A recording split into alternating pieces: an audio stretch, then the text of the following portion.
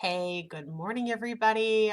Welcome to one of the last days of the Virtual Dog Conference. I can't believe we're almost at the end. It feels like it's been a month. There have been a lot of great topics, a lot of great people speaking on here. I'm so glad that I got the opportunity to be one of them and to speak several times during the conference. So, this is going to be my last talk here with you guys. Um, we've been going over a lot of different behaviors, a lot of different types of knowledge, a lot of different considerations for individuals to be taking, whether you're a brand new service dog trainer, someone who needs to own or train their current service dog, or if you're a trainer that has been doing this for a long time, or, is thinking about getting into it. So thank you guys so much for coming here today. Let me know who's here. I know people are already coming in, so please start commenting down below so that I can welcome you guys into the live. So today we're really just going to be going over a recap of everything that we've gone over. And feel free to ask questions during the live so that I can help answer them. And hi, Charlotte. I'm doing well. How are you? We're doing well over here.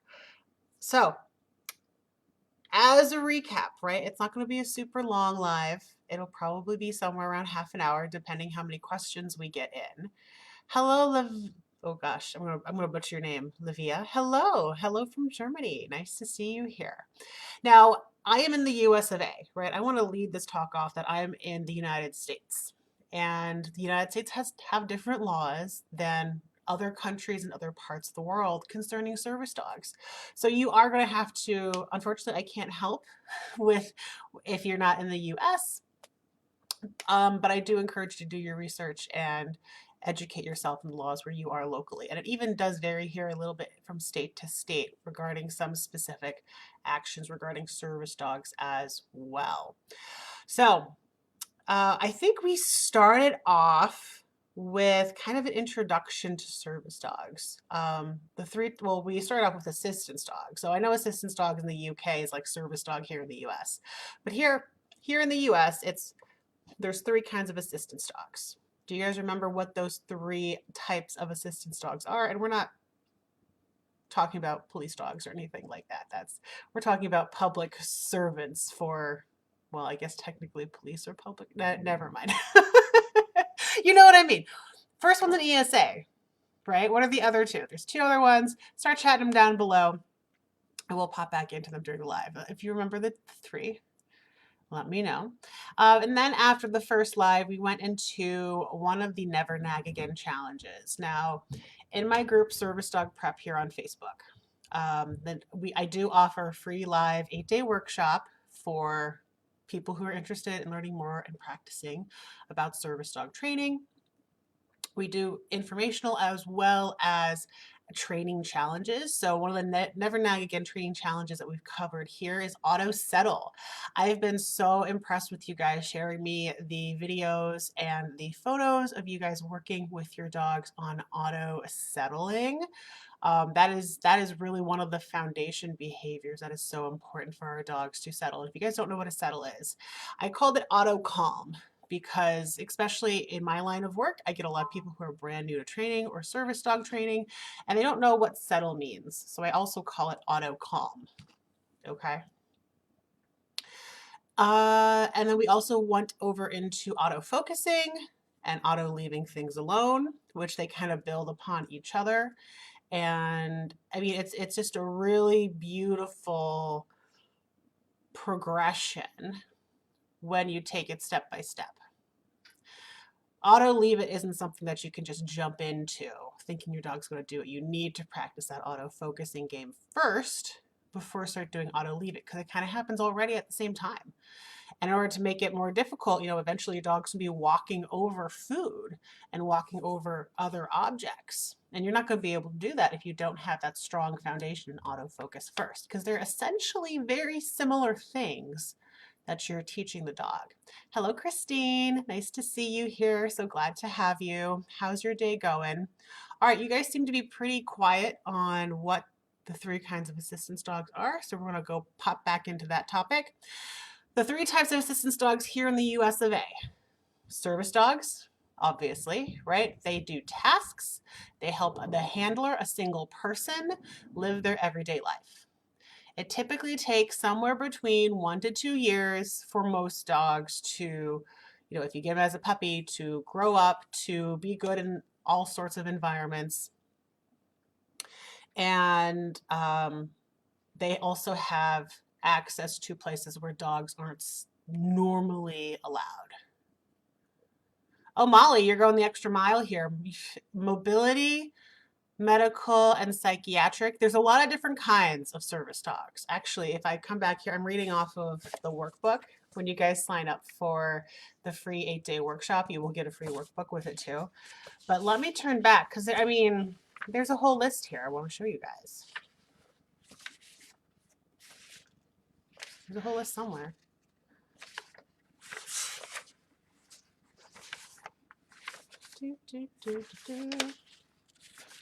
Oh yeah, that was the first day. I went too far.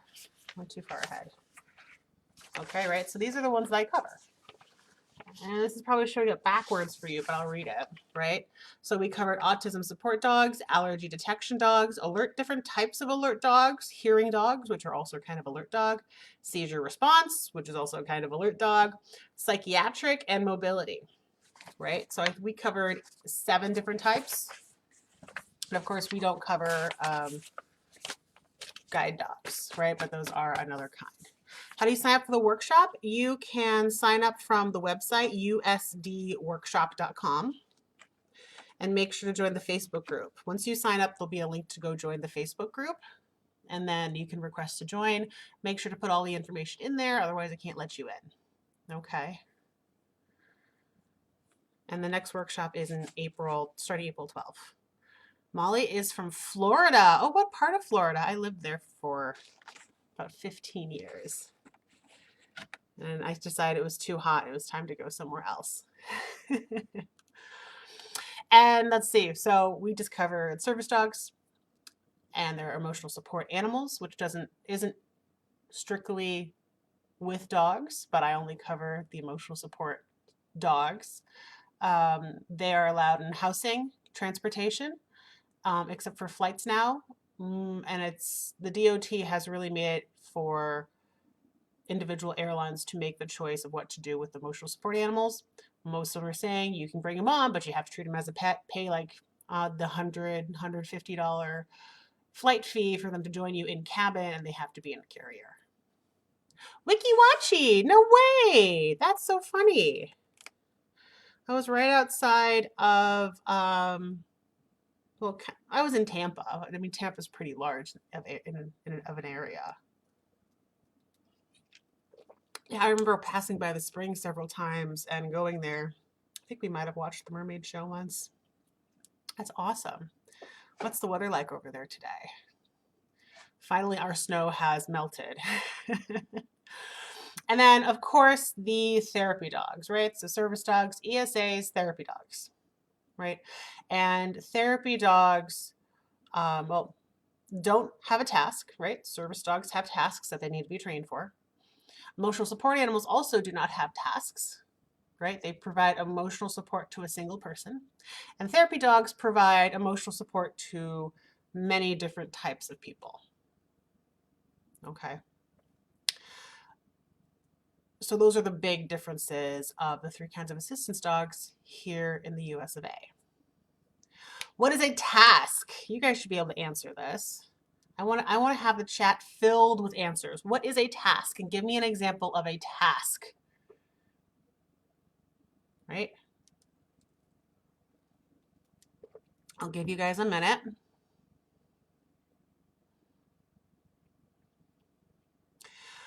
What kinds of service dogs are there is the next question. We can't already cover that.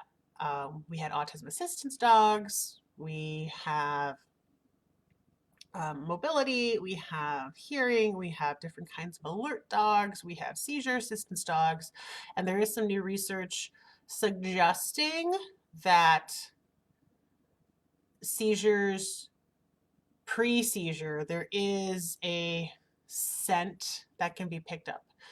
They're saying it's a VOC or several different kinds of VOCs. Those are volatile organic compounds, so I don't think they last very long, and it might be harder to, and I still need to read the study in more detail, and highlight it and check references and all this other stuff. But so I've been putting it off because it's work. Okay, bringing glasses, so bringing you something. Yep, that's a task that you would need to train a dog to do. Or get your medicine, right? Grab you some water from the fridge. Grab your phone to make an emergency call. Where were we? Oh yeah, so the seizure assistance dogs, so the seizure response or seizure alert dogs. There have been, there is a new study out there that is suggesting, they've actually um, identified the volatile organic compounds that are can occur before someone's seizure, but they're saying that the VOCs are very individualistic per person. The ratios are different depending on the person, but they're all pretty much there before a seizure, and it's not always at a specific time when it's going to happen.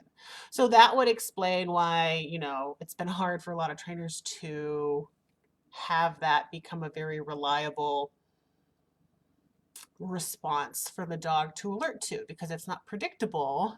And if it varies from each individual, it can be very hard to train that if you don't know these types of things. But again, I still need to look at that paper a little bit more in depth, but initially those are my first impressions. Charlotte says a task is something the dog can do to help alleviate a symptom of a disability. Yeah, so a task is something that helps you live your everyday life. That is what a task is. Lavia, I'm just gonna call you I'm gonna call you Levy. Is that okay, Levy? A task is a learned behavior the dog does to assist the handler. Yeah, so something, exactly, something to help you live your everyday life, 100%. Something that makes you become more independent so that you can go do the things that you need or want to do. Okay, now those are great questions, by the way, guys, are great answers. Lovely, lovely answers, ladies. How do you know it's a service dog, right? So we covered about, Christine says a task would be the dog learns to pick something up or open closed drawers or doors for the handlers, even alerting, right? Scent detection, tracking, maybe there's a child that went missing and you need to go track that child. You can do mobility work with that. You can have alerts to certain sounds or noises, like someone calling your name if you're hard of hearing. So many different things that you can do. Really, the sky's the limit. If the dog can physically and mentally do it and you can train it, ta-da, okay? And we also talked about online scams. This is really important because the large majority of people out there still believe that you need to register a service dog in the US of A. Now, for those of you in another country, please let me know right now in the country that you're from, and just name your country and what the law is about registration for service dogs, because I'm still learning about other countries and how they manage those kinds of things. I think it's really great to, in the comments, yeah, I can put it in the comments. I think it's really great to learn about other people and other laws regarding service dogs. So let me know where you're from if you're not in the US and what that is with the registration. Okay, so Christine, I just put the link to the workshop in the comments below. It's usdworkshop.com. All right, so if that's the case, right, if that's the case in the US, where we don't need registrations, and in a matter of fact, it's not required by law, it's not required by the ADA in particular, the Americans with Disability Act, to have a dog with a little registration and certification. It's not even required to have a vest, right? People tend to choose vests because, it obviously helps reduce on people trying to pet their dog, trying to distract the dog, right? You still get that even with dogs wearing vests, unfortunately. There is still a lot of miseducation out there on that, but you know, it's still something to take into consideration depending on the team, right? So how that being said, if you can't register it, right, you guys can probably answer this question for me. If you cannot register a service dog and there's no need for registration, there's no need for a vest or whatever, how do you know it's a service dog? Let's just assume the vest is on to make it easy, right? How do you know it's a service dog versus a dog that has a vest and you know it's not a service dog? How would you answer that question? Levy says in Germany, you have to register service dogs. They are very rare in Germany. It's something people just get to know. Okay, so it's pretty rare, and I mean, probably still need some education, but they're probably like doing a double take when a dog's at a restaurant or something. That's interesting. Levy, who determines that in Germany? Is that something that's done by the state?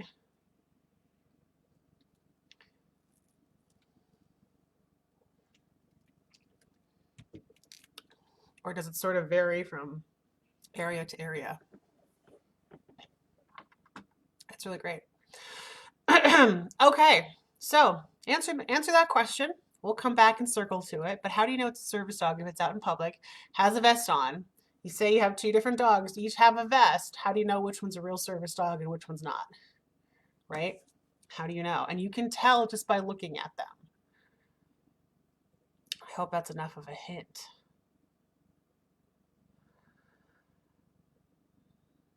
And we also talked about who you need on your service dog team.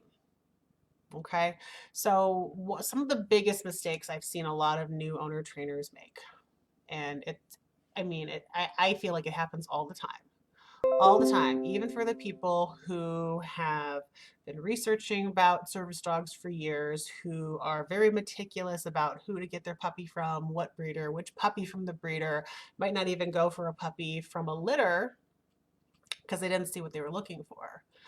Even these people who are doing and trying to dot their I's and cross their T's, you know, you still need to have that extra help. It takes a village. It truly takes a village to raise and train a service dog. So one of the biggest mistakes is that they don't assemble their team. Okay, that they don't assemble their team. And there's 4 people that are part of that team. 1 is a trainer. 2 is your breeder. 3 is your veterinarian, and 4 is your healthcare provider, whether that's for mental health or physical health or something else. Okay. And it's important to make sure that everybody's on board. You don't get puppy fever. People, I gotta tell you, people get puppy fever and they pick the first pup they see, right? And it happens all the time. I'm not saying that it's not possible for this pup to become a service dog, but if you're brand new to this, if you're not sure what you're getting into, if you just think it's going to be easy and hunky-dory, you're setting yourself up for failure. And I see so many owner trainers fail, even within the first couple months, and then they just give up, or they decide they want to go over to pet dog training classes and they learn to nag their dog to focus, leave it, heel, right? And they just nag and they nag and they nag their dog when they're out in public. Well, that's not service dog training. A service dog should be doing these things automatically. They should just know what to do, right? And that's really the great divide between pet dog and service dog training. Now, I believe that group classes can have their place, right? If you need to practice more around other dogs, but they're really not required if it's something that you want to try out with your own. Maybe you have a current dog and you need to get back into it and you need to start practicing your timing skills with marking and reinforcing and mechanics and feeling more comfortable. That's great. That can be a huge boost in confidence, but I wouldn't solely rely on that as service dog work, right? The website is actually down to beta testing. That's interesting. Hold up. So I'll grab you another URL. It's up.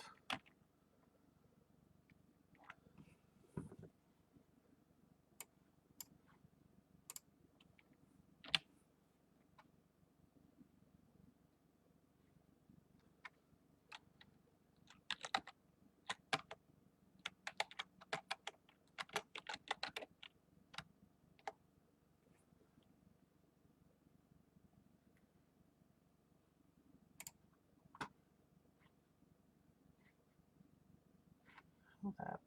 Give me just a quick minute.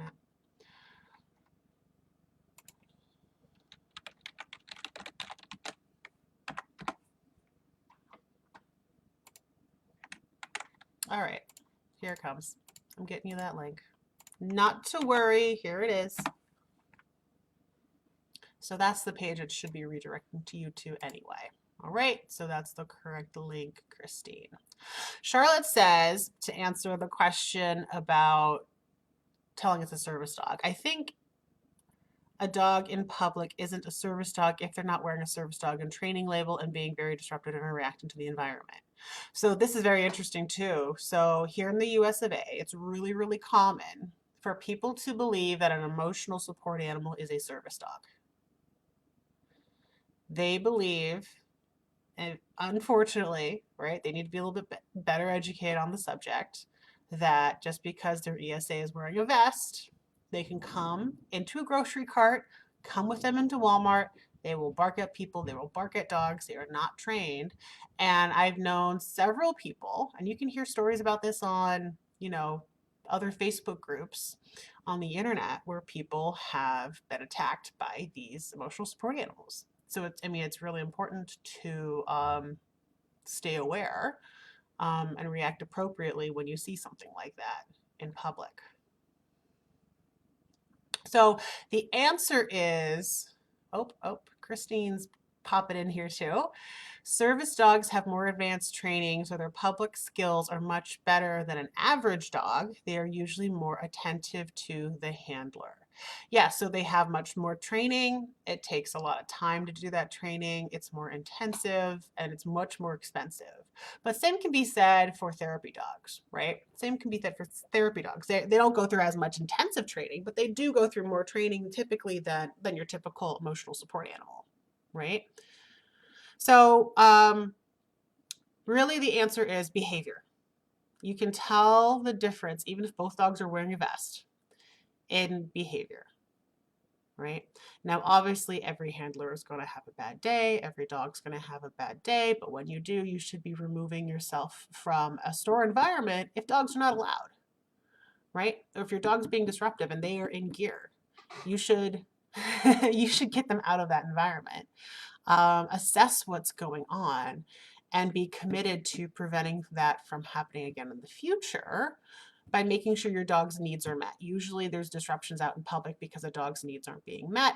Maybe you push them too far. Maybe they're really tired. Maybe they didn't get enough sleep last night. Maybe they're not feeling good. Maybe they ate something funny, right? And it's really important to take all those types of background information into consideration first before you start freaking out, because I know a lot of my service dog clients, they're very invested in their dogs, understandably so, because you need to be invested in your dogs, but you also need to be able to take a breath and stay level-headed, have a smile on your face, and be like, it'll be better tomorrow. Right? Not to freak out. And it's important to have that support from the members of your team, right? Because if I've said this once, I've said it a million times, it takes a village to raise a service dog. You need to hire that trainer first before even looking at breeders, especially if this is your first service dog. So you can have that second opinion and someone that can learn more about you and understand your life and what your needs are and how you function on a day-to-day basis, or maybe lack of functioning, we could say as well, right? Because a service dog is not a cure-all, but it is a part of the health care plan to assist and to help, right? They are not cure-alls, by no means. Charlotte says, I'd like to understand they're having a blip in training if the dog is being disruptive or if they're wearing a service dog and training label. Yeah, absolutely. Absolutely. And if they're being disruptive or something's going on, usually that's you're taking training too fast, too quick. People get impatient. So we need to remember to be patient with our dogs. And sometimes, a lot of the times people skip steps in training and they didn't realize they were skipping a step in training, and they didn't realize that the dog was telling them it's too much, because the dog never just is disruptive out of the blue. right? There's always warning signs before a dog becomes disruptive, right? If you're in the car and you're going to Lowe's or Home Depot and your dog's excited and not settling in the car, that's going to bleed out to your training. And if you're trying to just get stuff done and your dog's acting excited in the parking lot, maybe they are focusing and healing, but maybe they're super excited and excitable. That's going to bleed out when you get into the store, right? So there's always, always, always warning signs, whether we choose to listen to them or ignore them because we're single-minded and we're trying to go do something. That's when the dog needs to be put at home, when you can sit down and focus on completely 100% your dog, right? Because if your dog is practicing these behaviors in the vest out in public, you're never going to get there as quickly and as easily and as stress-free, because I guarantee you're going to have stress over that, right? If your dog's too excitable in public, than you could have if you just took the time to focus on your dog. Molly says it's 80 today and I'm about an hour north of Tampa. Something that mitigates the person's disability, like picking up a dropped item. Oh yes, okay. I'm just getting these comments in all of a sudden. Yeah, so fantastic answers, ladies. I love the participation. You're doing great. And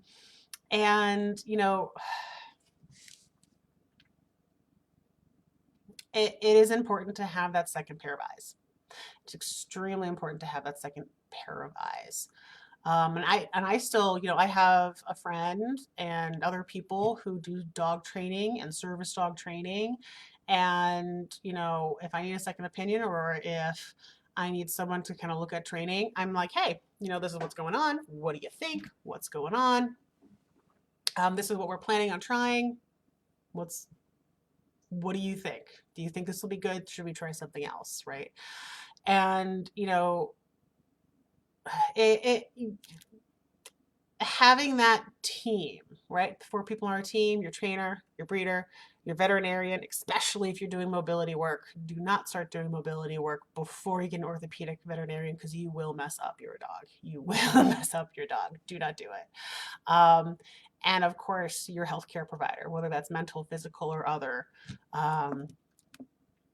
It does take a village to raise a service dog, right? Okay, and then we also started to talk about preparing for a puppy. That was a fun live. And all of the stuff that we're talking about right now, this is just kind of a recap. If you're interested in expanding on any more of these topics, they are in the past presentations at the Virtual Dog Conference here. So feel free to go look through those, or if you need a link to them, send me a message. I'm quite open. And if you need help or links to a specific topic, I can just send you a link to those. Okay, I'm more than happy to help if you decide to reach out.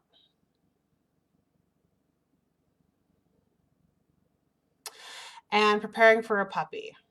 I feel like there's so much on this topic. There's like no way I can cover it specifically here. But I'm more than happy to send you a link.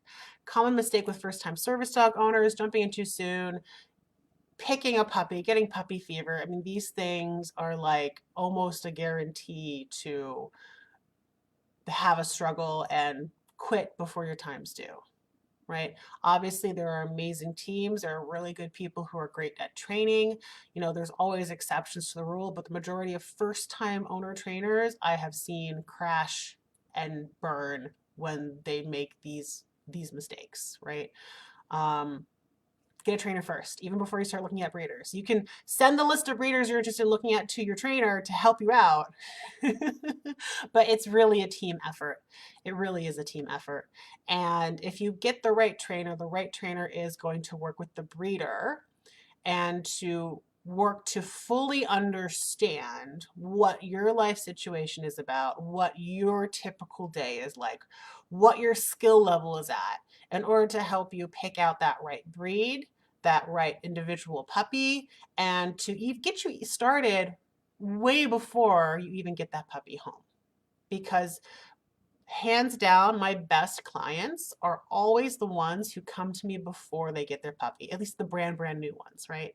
I do get those amazing service dog teams in that have been doing it for a while. They're pretty good, but they have a couple tweaks. Those are also some of my favorite clients. Like, just got to tweak some things and then we're on our way. But for the brand new service dog owners, hands down, reach out to a professional who you really click with. If you are not vibing, if you are truly not clicking, go find another trainer. Okay, because it is that trainer's job. You are our clients, you are my employer, and you really need to be clicking with that person. Okay. Behavior, also one of my favorite topics. I started off in the zoological field, and I like to say I've worked with everything from alpacas to zebras, A through Z. And with behavior, behavior is behavior is behavior. And the value of understanding behavior and being very well versed in it is that you can literally break things down as they're happening in front of you and respond to it in a way because you know what contingency you should do next in order to set you up for success now and in the future, right? That is the power of knowing behavior and knowing consequences and how to set your dog up for success. Like, they're hands down, if you just want to go take a course at an online school or a local school for behavior, I suggest doing that. I suggest learning it from a professional. I suggest learning it from someone who knows it really, really well, like Dr. Susan Friedman. She has an online course, Living and Learning with Animals, which is really helpful. I think they do some functional assessment work in there, and they are very precise with the words that they use so that you can, understand what's going on and apply it broadly to whatever learner you are teaching. Okay, so I'm really, really passionate about behavior and understanding behavior, because if you don't, then you are stuck following these recipes for training online blindly and saying, oh, I tried this and that and this and that. None of this works for my dog, so we're going to go jump into a more aversive technique because we're desperate and we've tried everything, right? Where really it could help either having somebody who understands that behavior or educating yourself more about how behavior works in the first place to really set in a good, strong foundation so that you can build that level of trust, understanding with your dog. Okay. Molly, we're getting your comments in late here. Christine, in the US as a trainer, do you need to have an affiliation to an organization to train or evaluate service dogs? I've been training for years and get many people go ask about training service dogs. In the US, you don't. No, you don't. There is ADI, which I believe is an international association. You can join them. There's a couple other associations out there. I believe the AKC was actually like last year and a half ago, who was looking into doing service dog stuff too. And one of my internet friends on here told me that people were having a fit, like, no, don't do that. Understandably. So it's pretty much the Wild West out here. Anybody can really do anything, which is why I feel like it's really important for you to find that trainer that you click with. Not just somebody who tells you to go through the motions and say, do this, do that, and that doesn't take in consideration to their dog. Right. I was actually surprised. I went to a class the other day with Reaver, locally here for agility, and the trainer was rough with him, and I'm like, he's a soft dog, like, you're going to ruin him. And I did not click with this trainer, so I will be changing that class and we are not going again because just the lack of understanding the dog's behavior, reacting and acting appropriately to situations. And I mean, like, she'd like to get the work done. I love that. I love getting work done. But when you don't take that into consideration with how my dog's feeling and other things happening, I could go on. We're not here for that. I was like, no, this is not right for him, right? And it's not going to lead us on a journey to success because I saw, what was going on with him. So it's important to advocate for, and even if your dog's doing great with the trainer, right? If you're not clicking with the trainer, it's important to both advocate for you and for your dog, which can be some of the hardest things for people to do. And if you need to do that through an email, if you need to do that through, and just, try to be honest and express yourself, it's really important just to advocate for yourself, right? If you don't click, don't do it, right? And I've had to do that recently too. And then, of course, the last part of the recap is your continuing education and reading list. That reading list is available during the workshop, which the next workshop is happening just a few more weeks. April 12th is the start of the next workshop, which you can join at the link below. It's going to be Caitlin's Animals link that you want to be using. Okay, that's the name of my business. Hello. Yeah, and Molly says by the behavior face, to answer the question earlier, by the behavior of fake service dogs, even when they are wearing a vest, do not behave well in public. They bark and jump and they try to attack your dog. Sometimes they do try to attack your dog. The owner is dragged around by the dog instead of walking calmly next to the person, right? So the dog is supposed to be simply an extension of the handler, right? The dog should not be doing anything that the handler would be doing themselves. They shouldn't be sniffing a pile of, compost in the Home Depot store. They should not be marking in a store. They should not be defecating in a store. They should not be barking, and they certainly shouldn't be attacking another dog, because that dog is an extension of you. It is a representation of you, right? Super excited for the workshop, says Levy. Awesome. Yeah, I'm so excited to have you guys here. It's really awesome. So, do we have any more questions? Do you feel like I skipped over anything? What can I help you guys with? I'll open this up for a couple of minutes for questions, and if you don't have any, we're just going to end it. So let me know. You guys know I don't like talking to my plain white office wall. So pop those questions in. Let me know what's going on with you, your head, and we'll go from there.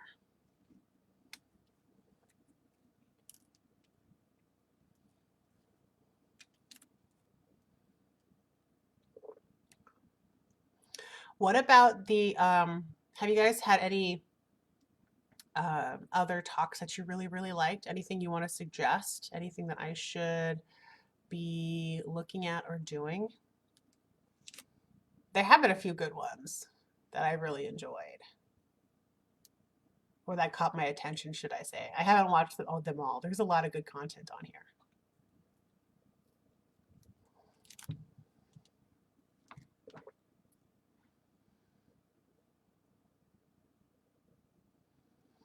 Anything? Any questions?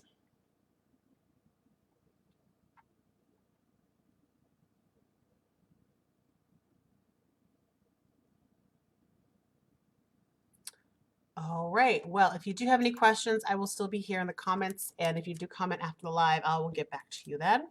Thank you guys so much for coming in here, listening to me talk over the past few weeks. Oh, we've got somebody saying here, Pat. Pat says, as someone with a well-behaved service dog, I am finding so many more business that have loose dogs in stores. And I don't know until it's in front of us. It is an owner's or staff dog. What are my rights? That is an excellent question.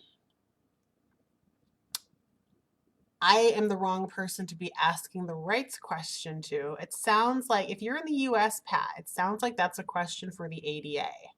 But that is a fantastic question. I wonder, and I don't think they cover that in their, they have this wonderful Q&A for their website online. I haven't seen that in the Q&A.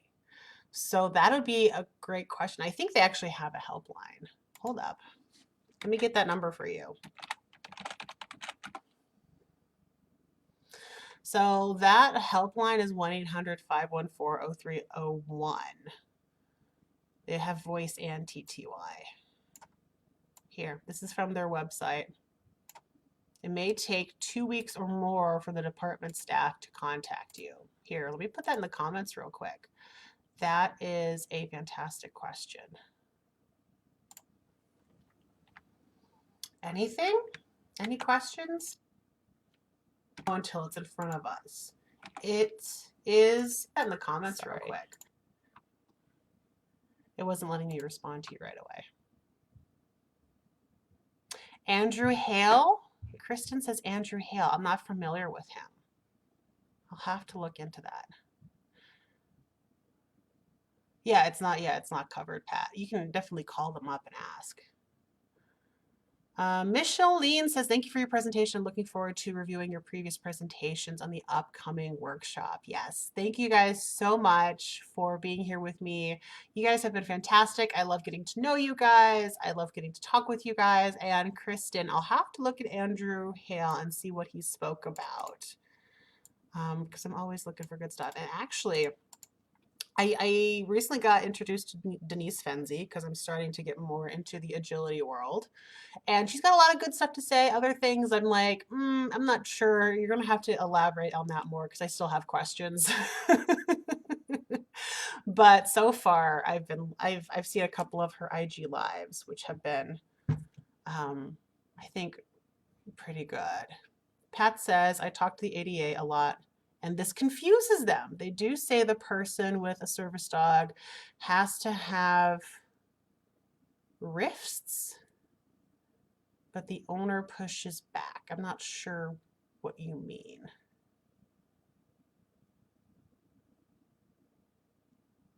So the owner of the store pushes back? Yeah, I'm not sure what that means, Pat, but I would love to know what they've said about that. Would love to talk more over DM about that if you're available. Yes, I've been watching her some also. Yeah, awesome. That's so cool. Oh, rights. Yeah, and that is hard because it is the owner's store and they can run the business how they want to because it's their store. But you also have the ADA, which is more overpowering than a simple business owner. So I mean, with the ADA, I mean, if the ADA is on your side, then it would be a problem for the business owner, I would assume. Awesome, great. All right, guys. Well, I'm going to close it out. Thank you so much. I love getting to chat with you. I love seeing you guys here. And so glad we got to hang out together. And I'll see you in the Service Dog Prep Group for the next series of lives. I will be going live 3 times a day. I will be going live 3 times a day for the 8-day workshop. So I cannot wait to see you guys there. It's a big old thing, and we'll have some fun. All right. Thank you guys so much. Have a great Tuesday. Bye, guys.